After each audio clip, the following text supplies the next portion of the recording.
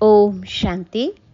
आज सुनेंगे प्यारे बाबा के अव्यक्त महावाक्य 14/4/1983 के। टाइटल है संपन्न आत्मा सदा स्वयं और सेवा से संतुष्ट। तो कैसे हम स्वयं भी संतुष्ट रहें और हम सारे साथ में जो और हैं वो भी संतुष्ट रहें। तो सबसे ज़रूरी होता है कि हम जो भी सेवा करें वो सेवा में हर तरह से हमें भरपूरता का अनुभव होना चाहिए कि जो मैं कर रही हूँ वो बाबा मुझसे करा रहा है और मैं निमित्त बनकर कर रही हूँ। तो आज दूर देशवासी बच्चों से मिलने के लिए बच्चों के साकारी लोक में साकार का आधार ले बच्चों को और इस साकारी पुरानी दुनिया को भी देख रहे हैं। पुरानी दुनिया अर्थात हलचल की दुनिया, बाप हलचल की दुनिया की रौनक देख बच्चों की अचल स्थिति को देख रहे हैं। तो ये सब हलचल के नज़ारे साक्षी हो, देखते हो। खेल में ये नज़ारे और ही अपना अचल स्वीट होम और अपनी निर्विघ्न स्वीट राजधानी याद दिलाते हैं।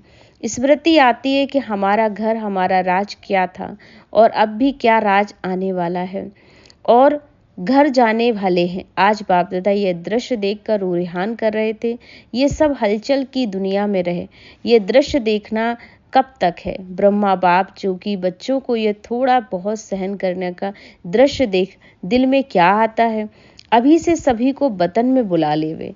ये बात पसंद है सबको। उड़ सकेंगे क्या सभी? कोई रस्सियां आदि तो नहीं बांधी हुई हैं, किसी भी प्रकार के लगाव से पंख कमजोर तो नहीं है, लगाव से पंख कहाँ तक चिपके हुए तो नहीं है। अभी ऐसी तैयारी की हुई है बाप दादा तो सेकंड में उड़ेंगे और आप तैयारी करते करते रह जाओगे।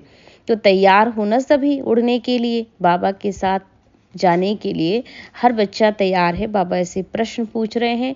पहले तो 2 बातें अपने से पूछनी होंगी इसके लिए। पहली बात बाबा ने कहा, एक तो संपूर्ण स्वतंत्र आत्मा बनो, अपने पुरुषार्थ की रफ्तार से अपने आप से संतुष्ट। अपनी संतुष्टता के साथ साथ स्वयं की श्रेष्ठ स्थिति का अर्थ संपर्क वाली आत्माओं से भी संतुष्ट का रिस्पॉन्ड मिलता है। दूसरी है कि सेवा में स्वयं से संतुष्ट यथार्थ शक्तिशाली विधि रिटर्न सिद्धि प्राप्त हो रही है। अपनी राज की वैरायटी प्रकार की आत्माओं को, जैसे राज अधिकारी, रॉयल फैमिली के अधिकारी, रॉयल प्रजा के अधिकारी और साधारण प्रजा के अधिकारी, सर्व प्रकार की आत्माओं को संख्या प्रमाण तैयार किया है। करावनहार बाप है लेकिन निमित्त करनहार बच्चों को ही बनाते हैं। इसलिए बाबा करा रहा है और मैं निमित्त बनकर आत्मा कर रही हूँ, क्योंकि कर्म का फल प्रारब्ध मिलती है। निमित्त कर्म बच्चों को ही करना है। संबंध में ब्रह्मा बाप के साथ साथ बच्चों को भी आना है। बाप तो न्यारा और प्यारा ही रहेगा। तो ऐसी चेकिंग करके फिर बताओ कि तैयार हो। कार्य को आधा में तो नहीं छोड़ना है और बिना संपन्नता के आत्मा कर्मातीत बाप के साथ जा ही नहीं सकती। समान वाले ही साथ जाएंगे। जाना तो साथ है या पीछे पीछे आना है? शिव की बारात में तो नहीं आना ना। अभी बताओ तैयार हो या सोच रहे हो कि छू मंत्र का कुछ खेल हो जाए? शिव मंत्र का छू मंत्र है ना, तो यह भी मिला हुआ है ना सबको। ब्रह्मा बाप को बहुत होना था कि बच्चों को तकलीफ ना हुई हो। तकलीफ हुई या मनोरंजन हुआ। आज बहुत वर्षा होने के कारण टेंट आदि भी गिर गए हैं।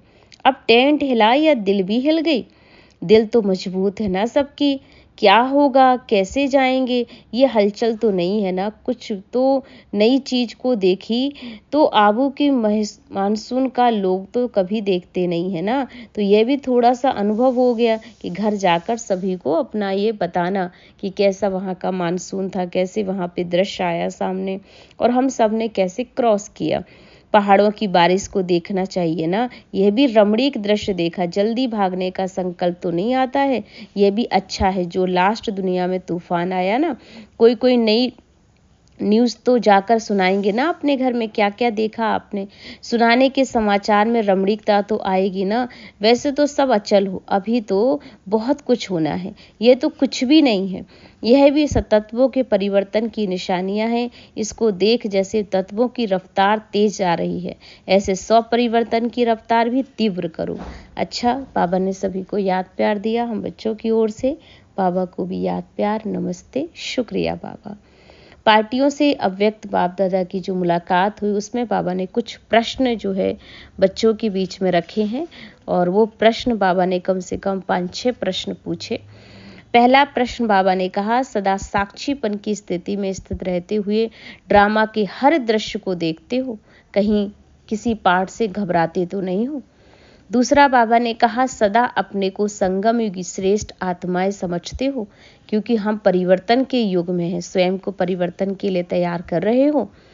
फिर बाबा ने तीसरा प्रश्न किया कि सभी अपने को सदा श्रेष्ठ आत्मा समझते, श्रेष्ठ आत्मा अर्थात हर संकल्प, बोल और कर्म सदा ही श्रेष्ठ होना चाहिए, कहीं कोई प्रकार से भ्रष्ट तो कर्म नहीं हो रहे हैं हमारे।